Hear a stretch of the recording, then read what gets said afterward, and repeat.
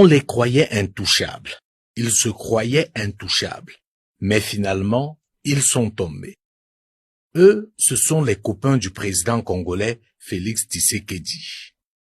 En tête de file, le très sulfureux et affairiste Fortuna Bisselele, celui qui murmurait à l'oreille du président. Officiellement conseiller privé de celui-ci, il était en réalité le conseiller de l'opacité, de la roublardise et du détournement de fonds. Même si d'après nos sources, sa chute a été précipitée par une probable duplicité dans la crise entre la République démocratique du Congo et le Rwanda, il faut noter que Fortuna Bisselele est considéré par plusieurs observateurs comme le pape des scandales financiers en République démocratique du Congo. Le plus célèbre cas étant le vol de 20 millions de dollars à la banque Afriland First Bank CD dans l'affaire dite de la mine de Nanga. Et par la suite, à travers son réseau et le trafic d'influence, il va œuvrer en complicité avec plusieurs autorités congolaises pour purement et simplement détruire Afriland First Bank CD pour masquer son crime. À côté de cela, son nom est régulièrement cité dans les affaires de corruption et de détournement de fonds. En deuxième position vient Jean-Claude Kabongo, surnommé JCK, le pape des rétrocommissions, occupant le très prisé poste de conseiller spécial chargé des investigations. Ce dernier est pourtant celui qui avait décidé de chasser de la RDC tous les investisseurs qui refuseraient de dealer avec lui. Pour lui, les choses étaient simples. Vous voulez investir au Congo? Alors, dites-moi ce que je gagne ou vais gagner avec votre arrivée. Ainsi, les investisseurs étaient rackettés en amont et en aval. Pour qu'ils regardent votre projet, il fallait passer à la caisse. Pour qu'ils traitent votre dossier, il fallait passer à la caisse. Pour que vous puissiez mettre votre projet en œuvre, il fallait encore passer à la caisse ou lui assurer des parts dans votre affaire. C'est ainsi que plusieurs investisseurs, et pas des moindres, ont renoncé à investir dans ce pays. Le nom de Jean-Claude Kabongo est largement cité dans le fameux rapport Congo Hold Up.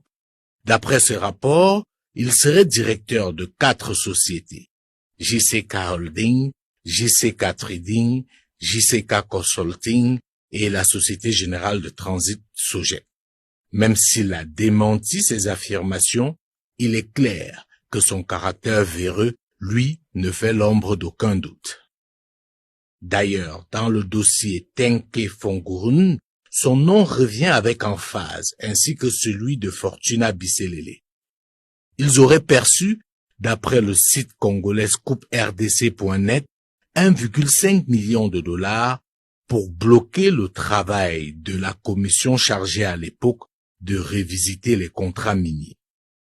Le troisième larron, c'est Alexis Kayembe, qui lui était conseiller spécial en matière d'infrastructure. Lui est cité dans une affaire au contour flou intitulée C5 Énergie.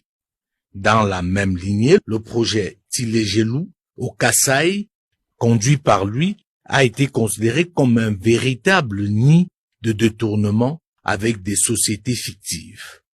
En plus de ces 3 figures emblématiques, on peut aussi citer le désormais célèbre Didier Chibanga. Vous vous rappelez de lui certainement, le conseiller stratégique du président Félix Tshisekedi, que l'on a vu dans une vidéo exiger un pourcentage pour lui à ses interlocuteurs qui se sont fait passer pour d'importants investisseurs étrangers intéressés par la République démocratique du Congo. Ceci dit, qu'est-ce qu'ils ont en commun, tous ces gens? La réponse est simple. Ce sont les amis du président, ou si vous voulez, ce sont ses copains, ses protégés. Félix Tshisekedi, dès son départ, a fait le choix douteux de s'entourer de ses amis, sans tenir compte des compétences, mais surtout de la probité morale. Ces derniers, puisqu'ils étaient les amis du président, ont profité de leur position stratégique et de leur relation privilégiée avec le chef de l'État pour détruire en moins de 5 ans la République démocratique du Congo. Et tous ceux qui ont essayé de se mettre à travers leur chemin ont tout simplement été foudroyés. C'était soit la prison, soit l'exil forcé. C'est dans ce sillage qu'on a vu l'ancien conseiller en charge de la sécurité à la présidence de la République broyer du noir, ou encore le président du conseil d'administration de Afriland First Bank CD expulsé mano militari de la République démocratique du Congo pour avoir osé dénoncer les multiples cas de vol dont était victime l'institution dirigée par lui. On a vu des magistrats se retrouver en prison pour avoir simplement dit le droit. Tout ça à cause des amis du président. C'est pour cela que cette disgrâce, qui arrive selon tous les observateurs trop tard, interroge, notamment sur le rôle joué par le président de la République lui-même. Car pendant longtemps, il a fait le choix de protéger ses petits copains alors que tous les éléments étaient à sa disposition pour lui faire savoir les différents scandales dans lesquels ces derniers étaient impliqués. La deuxième interrogation, c'est au niveau de l'opportunité de ce désaveu. Surtout que pour certains observateurs, on est là à quelques mois de l'élection présidentielle. Raison pour laquelle, selon eux, il s'agit purement d'un coup politique du président pour redorer son blason et non une réelle volonté de changer les choses. D'autant plus que sur le plan judiciaire, ces derniers ne sont pas véritablement inquiétés. C'est pour cela que certains continuent de dire que cette mise à l'écart est un simple calcul politique dans l'optique d'obtenir un hypothétique second mandat et les ramener aux affaires. Car, selon ces derniers, la République des copains est la seule que connaissent. La République des copains est la seule que connaissent l'actuel président de la République démocratique.